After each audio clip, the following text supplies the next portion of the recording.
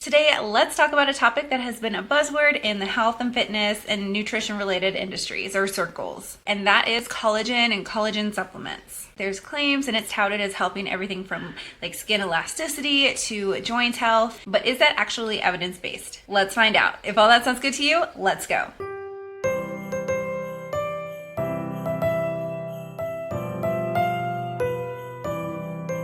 First off, you might be asking, what specifically is collagen? Now, collagen, some people like to describe it as like the glue that holds our bodies together. It's in our bones, our skin, muscles, connective tissue in general. So it's a big part of our bodies. Now, collagen is not anything new. It's been consumed for a very long time. The most popular kind of food source of it is actually Jell-O or gelatin. Now, gelatin dissolves in hot water, and as it is cooled down, it creates this kind of like gel substance that we know as something like Jell-O. Now, you can also have something that is called hydrolyzed gelatin. Now, hydrolyzed gelatin can dissolve in both hot and cold liquid. And let's say if you dissolved it in hot, whenever that is cooled down, it doesn't change into that gel-like substance. That specifically is what collagen supplements typically are. Now, technically, collagen is not a complete protein, meaning that it does not contain all of the essential amino acids that our bodies need. Our bodies can create amino acids that it needs, but it also needs what's called like exogenous forms of that, or forms that are found in like foods. It's, one of the reasons why we need to consume protein. We can't make all the protein. We have to consume some of those, and those are called essential amino acids. And typically, when you're talking about animal-based protein, those are going to be forms of complete protein where it's going to include all of the essential amino acids. But collagen, even though in supplement form it's from an animal source, it's not a complete protein. But just because something is not a complete protein doesn't mean that we can't get some of the benefits from the individual proteins that it does have.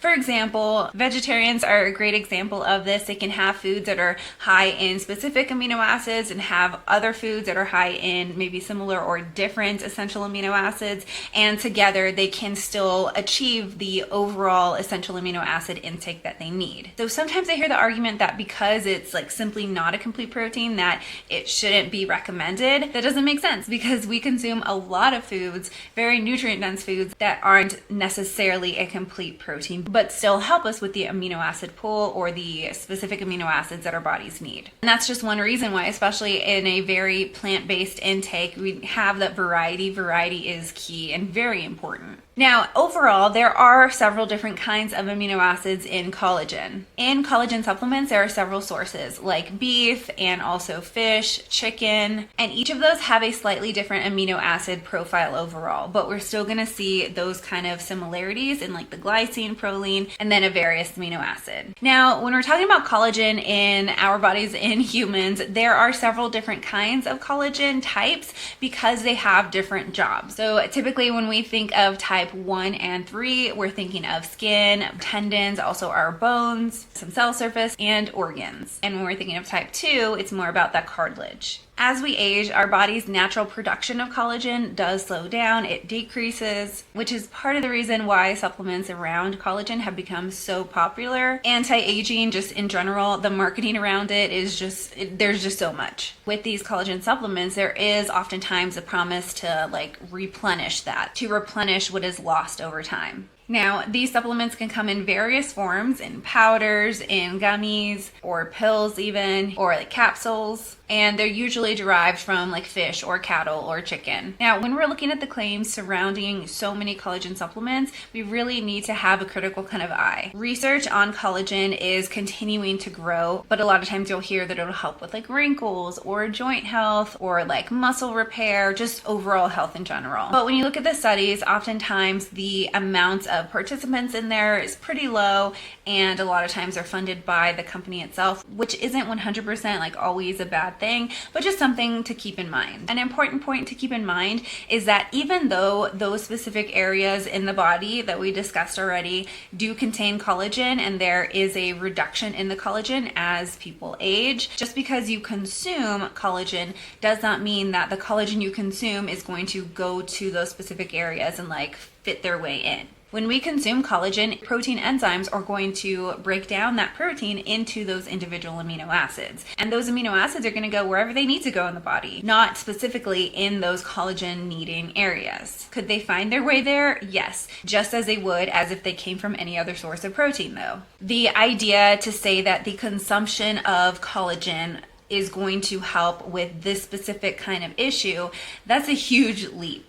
The collagen itself is too large to cross the intestine. It has to be broken down into those amino acids. And it's in what we call the amino acid pool to be used as needed, not necessarily going to the collagen low places. So sometimes I get asked the question, do I recommend collagen supplements? Collagen supplements do not necessarily lead to collagen production. However, they do still provide amino acids that can be helpful or beneficial. Because it is a supplement, ultimately, I would still recommend getting a high quality one that has third-party testing, because with all supplements, they can have additional fillers or contaminants that might make it not the best, smartest thing to consume. But collagen itself, collagen in a supplement form, it is neither good or bad. It is just neutral. It is a neutral form of amino acids. Could be beneficial, sure, but for the majority of the claims and everything, it's just another protein source. Now, there are times where I do recommend someone consuming collagen supplements, especially if they're having a hard time with their protein intake, adding a scoop of collagen to their soups or to their hot chocolate if they want. Just with the nature of the specific soup, they might add a scoop in because it doesn't change the texture or the flavor, and it's just a way to get in a little bit more protein if somebody is needing that or wanting a little bit more. Usually a scoop is going to be around 10 grams. Sometimes it could be 12 or a little bit higher, but typically it's going to be around 10. I would say maybe sometimes 8 too, but around 10 grams of protein.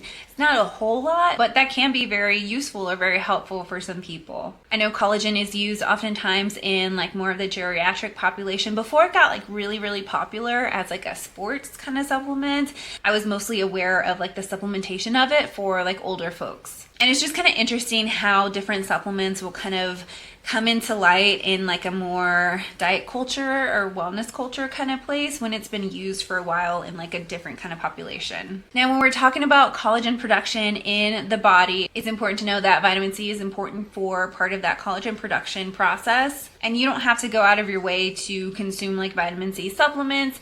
Having different sources, varieties of different fruits like berries, oranges, for example, those can be great sources of vitamin C that can help with the body's natural production of collagen, alongside of consuming a variety of different proteins. In conclusion, this whole idea of collagen supplements combating things like aging issues or skin issues, that can be really appealing, but it's just a little bit more complex than that.